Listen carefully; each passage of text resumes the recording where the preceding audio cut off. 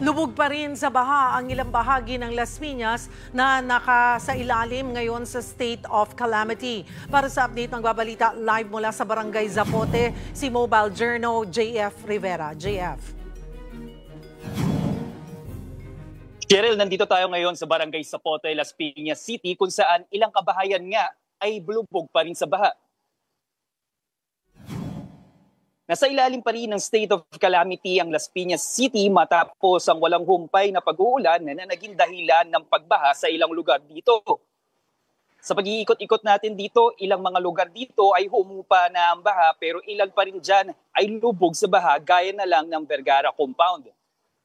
Abot tuhod hanggang bewang ang tubig sa ilang compound gaya na lang sa Javier Compound, San Jose Compound at Basta Compound. As of 11:30 a.m., nasa 112 families at 343 individuals na ang evacuees dito sa Zapote Elementary School. Nabawasan na raw yan dahil sa ilan sa mga ito ay nagsibalikan pero karamihan sa kanila ay nananatili pa rin dito. Bagamat bukas pa rin ang eskwelahan sa mga evacuees, may panawagan naman ng school officials na hanggat maaari raw ay panitiliin ang kaayusan at kalinisan sa bawat silid dito. May mga umiikot ng truck mula sa City Engineering para maghakot ng mga naipong basura sa lungsod dulot ng pagbaha.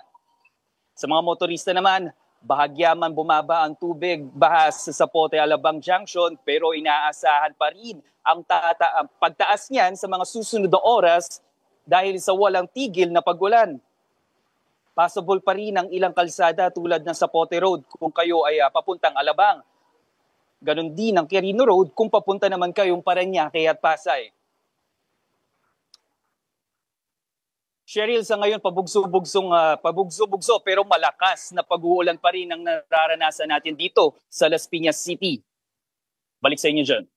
Maraming salamat, JF Rivera.